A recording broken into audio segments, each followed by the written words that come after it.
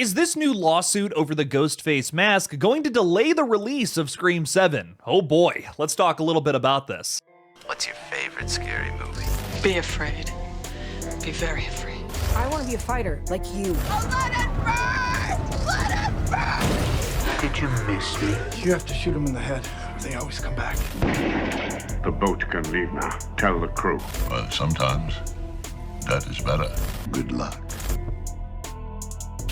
Hey everybody, I'm Killjoy Jake, and instead of having friends, I have horror movies. If you like horror flicks just as much as I do, then make sure to like this video and subscribe for more updates just like this one. Also, the best way to support the channel is by becoming a Patreon supporter, where you'll get exclusive perks like trailer reactions and bonus review videos. I finally put out an exclusive review of The Vampire Diaries Season 2, a show from Mr. Kevin Williamson, the creator of Scream. Become a Patreon supporter today by clicking on the link in the description below. Thank you to everyone who keeps me in business. Now let's get into the updates.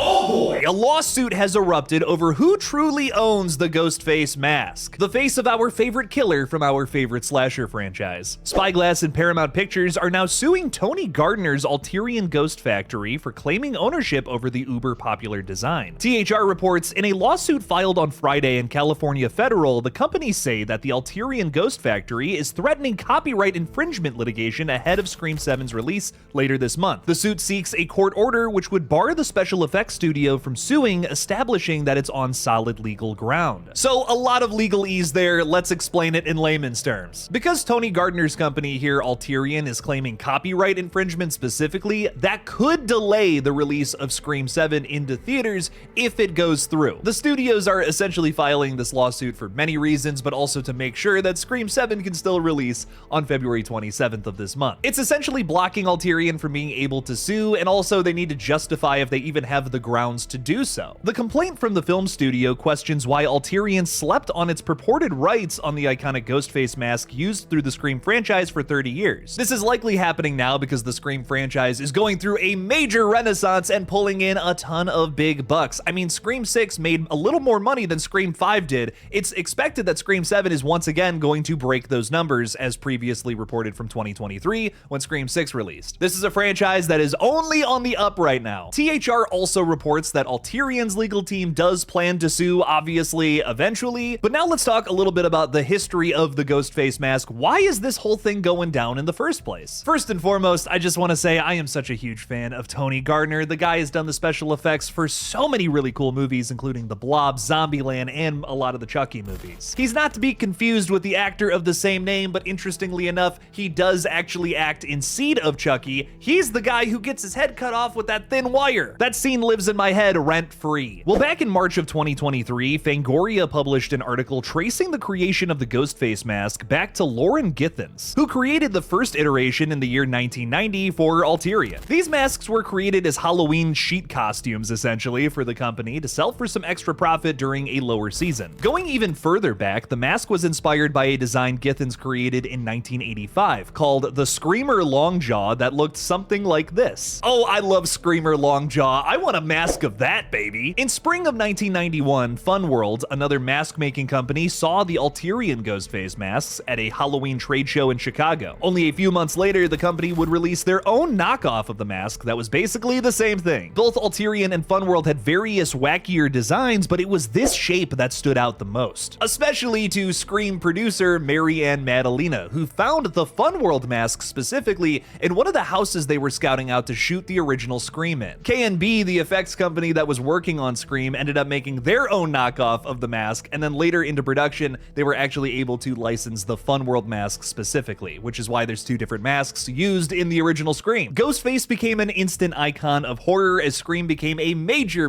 hit in the late 90s for the genre. Tony Gardner said of the experience back in 2023 that he was genuinely flattered that they had used our mask design. I really enjoyed the movie and thought it was a great compliment that Whaler was up there on the big screen and in such a great film. I was a bit naive at the time and assumed that since it had been years since we created the mask, there would be no way to fight for it. I also assumed that the movie was a one-time deal and that the ship had already sailed. So to sum this up, Alterian is essentially saying that Funworld shouldn't have been able to lease that mask out to this franchise because they technically created it. Paramount and Spyglass are stating that this is a dispute between the two mask companies and shouldn't involve them. They also bring up that since Alterian has taken 30 years to claim ownership, that the ship has sailed to fight for this design now. Now, horror fans watching this might be shaking in their boots a little bit because this does sound eerily similar to a certain lawsuit that has affected the Friday the 13th franchise for a very long time now. Back in the 2010s, there was a dispute between the original Friday the 13th writer Victor Miller and the director of that film, Sean S. Cunningham, over who owned the rights to Jason Voorhees. It's left that franchise dormant for almost 2 decades, with the previous installment being back in 2009 with the remake, but now that the case is resolved, thankfully new projects are sprouting up now, like the Crystal Lake TV series and allegedly a movie coming from the Jason universe. Scream fans, I don't think you have to worry. I don't think the suit is going to leave this franchise in the same situation. There was a similar case back in 2020 where a federal court found that Alterian was time-barred from claiming ownership of the mask. Spyglass and Paramount's legal team have even stated Alterian has never legally established that it owns the rights to the Ghostface mask, and it will not be able to prove it now in this litigation. And seeking to disrupt the release of a completed motion picture mere weeks before its release, the 7th installment of a franchise that Alterian watched grow in silence for 3 decades is an outrageous attempt to shake down. This is a rough situation for sure, but I definitely do not think it will delay the release of Scream 7. Spyglass and Paramount are obviously going to fight this tooth and nail to make sure that their big flagship horror movie can release at the end of this month. Truthfully, I don't think we have anything to worry about. I think we are definitely still going to be seeing Scream 7 in almost 2 weeks here on February 27th, baby. You can currently get your tickets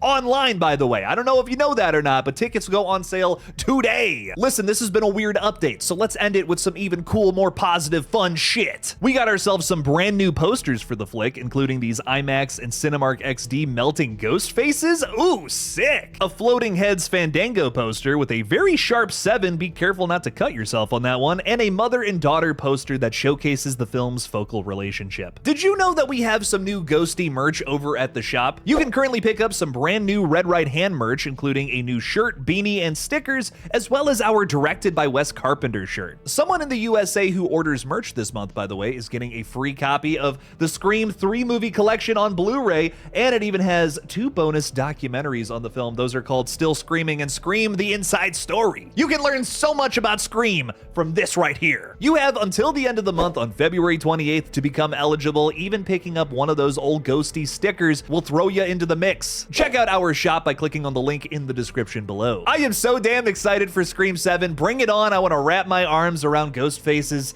glittery, rugged robe. It's probably also really sweaty in there too. How are you guys feeling about Scream 7? Let me know down in the comments below. Thank you guys so much for watching. Please subscribe, and as always, don't forget to kill it out there, y'all.